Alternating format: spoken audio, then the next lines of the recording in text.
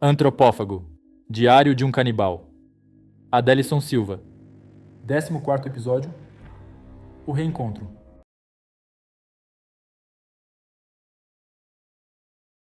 Eu não havia vistoriado a casa. Com a pressa e o medo de ser pego pelo policial, nem me dei o trabalho de saber se havia mais alguém na casa. E para minha surpresa, ao olhar para o lado, vejo um garotinho de mais ou menos 2 anos de idade. Ele estava paralisado na porta do meio, assistindo àquele ambiente tétrico. Sua fisionomia inanimada não demonstrava reação alguma. Não chorava, não sorria, não demonstrava medo. Apenas me olhava fixamente nos olhos. Eu enxergava a criança como algo sagrado, angelical, uma criatura divina. Não poderia machucá-lo. Já bastavam as marcas que ele carregaria por toda a vida ao assistir a uma cena tão grotesca. Levantei-me e me aproximei dele, que continuava no mesmo lugar, imóvel, apenas acompanhando com o olhar cada movimento que eu fazia. Peguei-o em meus braços e andei por todos os cômodos, verificando atentamente se havia mais alguém na casa. Pelo que parecia, apenas os dois moravam ali. Qual o seu nome? Perguntei, tentando estabelecer alguma comunicação, mas o menino não respondia, apenas me encarava com o olhar fixo. Não quer conversar? Continuei, mas ele apenas balançou a cabeça negativamente. Está com fome? Posso fazer algo para você comer, sugeri. Desta vez, o menino balançou a cabeça positivamente. Mesmo sem dizer uma palavra, conseguimos manter uma comunicação. Fui até a despensa e encontrei um macarrão instantâneo, o mais prático que tinha ali para fazer. Eu tinha que ser breve. A polícia estava empenhada em me pegar e não poderia deixar o menino ali sozinho naquele ambiente macabro. Tinha que pensar em uma saída rápida antes que os vizinhos estranhassem a quietude do apartamento. Enquanto a criança degustava o macarrão que eu havia preparado, fui até a janela para observar o movimento da rua. Escondi-me atrás da cortina para não ser visto do lado de fora. Para minha surpresa, não pude acreditar no que meus olhos viam. Era a Érica, na sacada ao lado, no apartamento vizinho. Eu tinha certeza. Dessa vez, não se tratava de mais uma de minhas alucinações. Era a minha amada Érica. A minha doce menina agora era uma mulher. E que mulher! Seus longos cabelos lisos e brilhantes, negros como uma noite escura, seus olhos pequenos e verdes como esmeraldas reluzentes, seus lábios rosados e carnudos, seu nariz pontiagudo, como esculpido pelo mais talentoso dos artistas. Fiquei trêmulo ao vê-la ali tão próxima a mim. Ela dançava ao som do samba que ecoava na rua, alisando os cabelos e sensualizando no rebolado. Como era linda! Meus olhos brilhavam fascinados com sua beleza, mas também se encheram de lágrimas ao lembrar que ela não me pertencia. Não demorou muito para Davi também aparecer na sacada. Ele aproximou-se de Érica e a abraçou por trás. Ela virou-se de frente e lhe deu um demorado beijo. Ver os dois ali abraçados e felizes me fez lembrar do triste dia do acidente. Enquanto eu descia em direção ao cilindro de soda cáustica, eles me ignoravam, deixando-me à mercê da minha própria sorte. Durante esses 10 anos que se passaram, não houve um só dia em que não me lembrasse desse maldito acidente e da imagem de Érica e Davi abraçados. Essa lembrança me doía como uma ferida aberta, mas eram essas memórias que me impulsionavam a seguir em frente e procurar o meu grande amor. Não era justo que eu fosse condenado a esse inferno em que vivia, enquanto eles se regozijavam, felizes, sem sequer sentir a minha falta. Um flashback me transportava de volta para aquele momento fatídico, onde a soda cáustica se espalhava pelo salão, incendiando tudo em seu caminho. Enquanto eu lutava para escapar das chamas vorazes, meus olhos encontraram Érica e Davi, abraçados e alheios ao perigo iminente que se aproximava. A dor da traição se misturava com a angústia da situação, enquanto eu buscava desesperadamente por uma saída. Cada imagem, cada sensação daquele dia continuava a assombrar-me, alimentando a chama da vingança que ardia dentro de mim. A minha mente atordoada trabalhava em uma ideia de como sair dali sem ser flagrado pela polícia. Me assustei quando alguém bateu na porta e mexeu na maçaneta. Uma voz feminina ecoou do lado de fora. Juliana, você tá aí? Olhei para o garotinho, que que me encarava com olhos assustados. Pela primeira vez, vi o medo refletido em suas pupilas. Eu não vou te fazer mal. Pode comer o seu macarrão tranquilamente, murmurei, tentando acalmá-lo para evitar que ele começasse a chorar. Enquanto isso, do lado de fora, a mulher continuava chamando. Juliana, você tá me ouvindo? Aproximei-me da porta, segurando um punhal nas mãos e atento a qualquer movimento. Do lado de fora, ouvi a mulher conversar com mais alguém. Parece que não tem ninguém. Eu não a vi saindo. Tem alguma coisa errada. Eu conversei com ela hoje mais cedo e ela não disse que iria sair. Pelo contrário, disse que ficaria em casa arrumando as coisas. Então se afaste, eu vou arrombar a porta. Eu não podia esperar ali enquanto a porta estava prestes a ser arrombada e eu corria o risco de ser capturado. Rapidamente, peguei o que pude e me arrumei. O apartamento em que eu estava ficava em uma esquina, com um lado voltado para um beco e no andar de baixo, uma loja com um toldo cobrindo a fachada. Sem escolha, percebi que precisava agir rapidamente. Não sabia quem estava do outro lado da porta ou quantas pessoas estavam lá. Enquanto eu ponderava, a porta era violentamente sacudida na expectativa de ser arrombada. O pequeno garoto permanecia sentado onde eu o deixara, olhando-me com uma expressão inalterada. Reunindo coragem, saltei para cima do toldo, caindo sobre alguns caixotes de madeira empilhados abaixo. O dono da loja emergiu, irritado ao ver sua fachada danificada. Mas o que está acontecendo aqui? Levantei-me rapidamente, encarando o homem, que se assustou ao ver minha aparência. Sem dar-lhe chance de reação, corri e entrei em outro beco. Ali, encontrei uma tampa de ferro que cobria o esgoto. Tirei o punhal de dentro da mochila, verifiquei se não havia ninguém por perto, e com a ponta do punhal, removi a pesada tampa de ferro. Rapidamente, me esgueirei para dentro do bueiro e me escondi lá, consciente de que não podia dar bobeira pela cidade, sob o risco de ser capturado pela polícia. Eu estava exausto, faminto, e o ambiente do esgoto onde me encontrava não era nada acolhedor. Porém, mesmo nessas condições, minha mente estava completamente focada em Érica. Precisava chegar até aquele apartamento e me colocar diante do meu grande amor. Não podia permitir um final feliz para Davi e Érica. Eu é que deveria estar ao lado dela, não ele. Caminhei por um tempo dentro das manilhas do esgoto, cada passo pesado refletindo minha exaustão. Finalmente, parei e me sentei em uma lata velha de tinta, que estava jogada ali. Ratos e baratas compartilhavam o espaço comigo, mas não havia outro lugar para descansar. Precisava permanecer ali e esperar até que anoitecesse. Era arriscado demais perambular pela cidade naquele momento, com a polícia tão ativa. O som das sirenes ecoava acima de mim, enquanto meus olhos pesavam e meu corpo cansado sucumbia ao sono. Horas depois, acordei com um sobressalto, assustado por um rato que passara por cima do meu pé. Perdido na escuridão do esgoto, não tinha noção do tempo que havia passado, mas já percebia que era noite, pois a escuridão substituíra os raios de sol que entravam pelas frestas. Era hora de sair do meu esconderijo. Com cuidado, abri lentamente a tampa de ferro, observando atentamente se havia alguém por perto. O beco estava mal iluminado e vazio, oferecendo pouca movimentação. Saí cautelosamente, tentando me esconder o máximo possível. Minha aparência suja e maltrapilha me assustava quando vi meu reflexo na vitrine de uma loja próxima. Mas você se engana, Max. Aquilo que te disse mais cedo de que pensei muito em você e que também te quero é a mais pura verdade. Esse seu jeitinho meigo e atrapalhado mexeu muito comigo. Mas você conhece as regras daqui. Se Ricardo souber de algum envolvimento nosso, ele poderá contar para Dona Elizabeth. E eu não posso perder a oportunidade de ficar aqui. Você me entende? Minha expressão se iluminou ao ouvir suas palavras. Então, isso significa que você ainda quer ficar comigo? Claro. Mas vamos ficar às escondidas, não precisa ninguém ficar sabendo.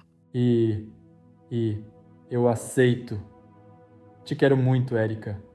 Respondi nervoso, mas animado com a ideia. Tudo o que ansiava era regressar ao passado, abraçado por Érica, revivendo os momentos mágicos que compartilhamos. Cada lembrança dela era um bálsamo para minha alma cansada, como pequenos fragmentos de luz em meio à escuridão da solidão. Ela era meu porto seguro, meu refúgio em um mundo caótico.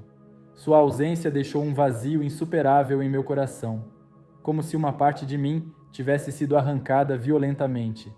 Era como se eu estivesse vagando em um deserto árido, buscando desesperadamente um oásis de conforto que agora parecia inalcançável. Ao olhar para o lado, vejo Davi saindo do prédio e entrando em um carro. O ódio que eu sentia naquele momento para aquele que um dia chamei de amigo era assustador. Olhei e vi um táxi parado um pouco à frente de onde eu estava. Sem muita demora, abri a porta de trás, entrando abruptamente. O taxista ficou assustado e me repreendeu. Ei, como entrar assim no meu táxi? Eu não tô livre! Ele exclamou, olhando para trás, e ao encarar meu rosto, sua expressão se transformou em choque. Meu Deus! Mas agora você vai ficar livre. Sem pensar muito, peguei um fio de cobre encapado, desses usados para energia, que estava sobre o banco traseiro e o passei em volta do pescoço do taxista. Ele tentou desesperadamente se libertar, mas era inútil, pois eu puxava com toda a minha força. Quando ele finalmente parou de se debater, percebi que estava morto. Joguei o corpo para o lado e ocupei o seu lugar no volante. Liguei o táxi e saí em perseguição ao carro de Davi. Eu tinha medo, mas o desejo de vingança o superava. Depois de uma certa distância, Davi desceu do carro e entrou em um prédio. Desci do táxi em que eu estava e entrei atrás dele. Ele foi direto para um banheiro público, que tinha ali mesmo, no primeiro piso do prédio. Eu o acompanhei, mantendo distância suficiente para não chamar sua atenção. Quando ele entrou em um dos boxes do banheiro, eu fiquei do lado de fora. Antes que ele pudesse perceber, fechei a porta do banheiro e coloquei uma lixeira para impedir que alguém entrasse. Ouvi o som da descarga e logo depois Davi abriu a porta, assustado ao me ver ali do lado de fora. Boa noite. Max? Incrível, você me reconheceu. Para o Ricardo a ficha demorou a cair. O que você se tornou, Max? Esse não é você. Claro que não sou. O Max que você conheceu morreu no dia em que caiu naquele cilindro de soda. E você nem se preocupou, pois estava louco para ficar com Erika. Isso não é verdade. Eu e Erika ficamos muito mal quando percebemos o que aconteceu. Nós iríamos atrás de você quando tudo explodiu, mas tivemos que sair do local o mais rápido possível. Veja só, Davi, o monstro que eu me tornei. Minhas mãos tremiam levemente enquanto retirava a máscara, expondo meu rosto desfigurado. Davi ficou desconfortável ao me ver naquele estado, mas tentou agir com naturalidade. Você não é nenhum monstro. Você não precisa fazer nada disso. Deixa eu te ajudar, Max. Você vai me ajudar a ficar com Erika? O quê? Claro que não. Você a quer para si. Eu amo Erika. Eu sempre a amei. E você não respeitou isso. Calma, Max. Não foi bem assim que aconteceu. Cara, já se passaram 10 anos. Muita coisa aconteceu. Para vocês, muitas coisas aconteceram. Para mim, nada aconteceu. Só dias e mais dias de angústia. Você me acha um monstro, Davi? Fui me aproximando aos poucos de Davi. Sentia no seu olhar o medo tomando conta. Ele temia pelo que eu pudesse fazer. Tentava procurar lá no fundo algum vestígio que tenha sobrado da nossa amizade. Ele se afastava conforme eu me aproximava, até encostar-se na pia. Claro que não. Ei, sou eu, o seu amigo, lembra? Está mentindo, e eu odeio mentiras. Peguei minha faca e a cravei em sua barriga. Davi se contorceu de dor, caindo de joelhos e pressionando a mão sobre o corte que eu havia infligido. Num impulso de ira descontrolada, puxei a faca novamente e a cravei uma segunda vez, liberando minha raiva acumulada. Depois, retirei a chave de seu bolso e saí apressadamente dali. Peguei o carro de Davi, pois não podia arriscar ser visto em um táxi, especialmente com o corpo do taxista ao meu lado. Minha mente estava turva, envolvida por uma névoa de fúria e desejo. O único pensamento que permeava minha mente era o rosto de Erika. Eu precisava vê-la novamente, confessar-lhe meu amor. E assim, guiado por uma determinação cega, segui em direção ao meu destino. Ao chegar ao prédio, percebi que estava isolado, cercado pela polícia que já havia fechado todas as vias de acesso. Eles estavam prestes a iniciar a perícia no corpo da mulher que eu deixei sem vida ali. Eu tinha que encontrar uma maneira de entrar, mas precisava ser cauteloso, especialmente porque o prédio onde Erika estava ficava próximo. A chance de ser pego pela polícia era enorme. Ainda dentro do carro de Davi, circulei discretamente pelas ruas próximas, procurando uma oportunidade de chegar até o prédio onde Érica estava. Foi então que avistei um pé de carvalho do outro lado da rua, cujos galhos se estendiam até uma das janelas do prédio. Era a minha chance de entrar despercebido. Estacionei o carro do outro lado da rua e, com cuidado, corri sorrateiramente até a árvore. Comecei a subir rapidamente, sentindo a pressão da urgência em cada movimento. Ao alcançar o topo, uma viatura da polícia se aproximou e parou exatamente ao lado do carro que eu havia estacionado.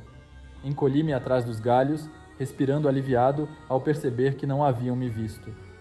Olhando pela janela do apartamento, avistei um pôster com o rosto de Érica. Ali, tive a certeza de que estava no apartamento da minha amada. A janela estava apenas encostada, e não foi difícil abri-la. Entrei no quarto e fui tomado por uma sensação de encantamento ao me encontrar ali. Como se sob um feitiço, fui direcionado até diante do seu pôster, onde fiquei parado, incrédulo por finalmente ter encontrado o meu grande amor. Minha amada, como eu ansiei por esse momento, murmurei, passando a mão pelo pôster. Fui me aproximando ainda mais daquela imagem na parede e comecei a beijá-la, enquanto lágrimas amargas escapavam dos meus olhos. Depois de uma década de separação, agora finalmente eu estava próximo daquela que tanto desejei todo esse tempo. No entanto, ali ainda não era ela, apenas uma representação, uma imagem que capturava todo o seu encanto. Enquanto eu estava ali, hipnotizado diante do pôster de Érica, ouço uma voz do meu lado, que me faz voltar à realidade. Meu Deus, Max, não pode ser. Era Érica, ali, bem próxima a mim. Ela parecia chocada e assustada por me ver naquela situação. Agora sim, era ela. Desta vez, não era nenhum devaneio ou imagem presa na parede. Minha Érica estava ali na minha frente, em carne e osso. Érica, chamei, me aproximando. Por favor, não se aproxime. Foi você que matou todas essas pessoas que estão sendo noticiadas na mídia? O que você fez, Max? Em que você se tornou? Tudo o que eu fiz foi por amor a você. Não houve um dia durante todos esses anos que eu não tenha pensado em você. O que você fez, Érica? Por que você me traiu? Era para eu estar casado com você, não o Davi.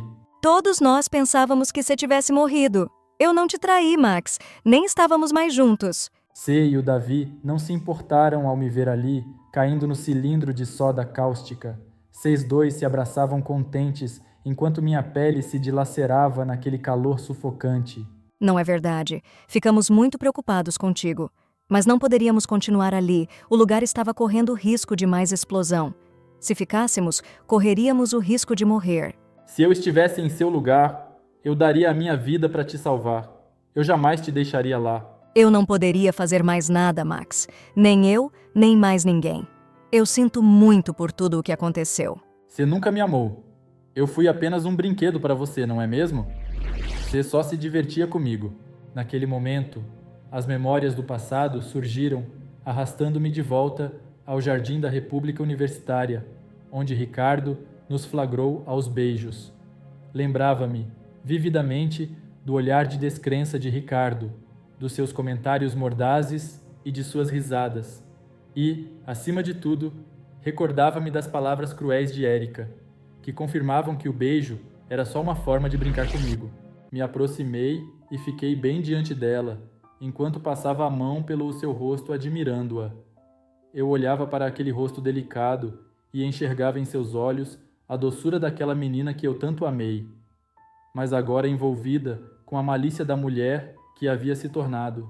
Seu cheiro, sua delicadeza, sua beleza, tudo para mim era encanto. Como eu desejei esse momento, como eu sonhei em estar assim diante da minha amada Érica novamente. Meus olhos se lacrimejavam ao fixar-me em seus olhos, que estavam amedrontados, assustados com a minha presença. Mas agora acabou. O Davi e o Ricardo estão mortos. Agora sou só eu e você. Ninguém mais vai nos separar, meu amor. Érica, com lágrimas nos olhos, parecia preocupada. Onde está o Davi, Max? O que você fez com ele? Eu percebia o desejo dela de fugir, de correr o mais longe possível de mim, mas suas pernas pareciam travadas pelo medo que a dominava. Tá com medo de mim, Érica? Não, você não é esse monstro que tá me apresentando. Você ainda é aquele rapaz que me encantou naquela república. Você não me vê como um monstro? Mesmo que sua boca afirmasse não sentir medo, seus olhos revelavam a verdade. Largue esse punhal, vamos conversar. Eu não vou te machucar. Só quero que venha comigo. Vamos fugir, meu amor. Vamos para um lugarzinho só nosso, longe de tudo e de todos. Agora acabou. Ninguém mais vai impedir a nossa felicidade. Agora não tem mais a Dona Elizabeth. Não tem mais o Ricardo e nem mais o Davi. De agora em diante será só nós dois e mais ninguém. Vem comigo, Érica. Eu vou, mas largue o punhal. Observando o medo nos olhos de Érica, eu compreendia que convencê-la não seria fácil. Por mais que eu tentasse resgatar a paixão que um dia nos uniu, era evidente que o passado estava perdido para nós. Agora, o que ela sentia por mim era apenas medo, e era nesse medo que eu encontrava minha força. Érica seria minha, de uma forma ou de outra, mesmo que isso significasse matar nós dois. A determinação se misturava com a escuridão que tomava conta de minha mente. Não havia mais espaço para a razão, apenas para a obsessão que me consumia. Eu estava disposto a tudo para tê-la ao meu lado novamente, mesmo que isso significasse cruzar todos os limites.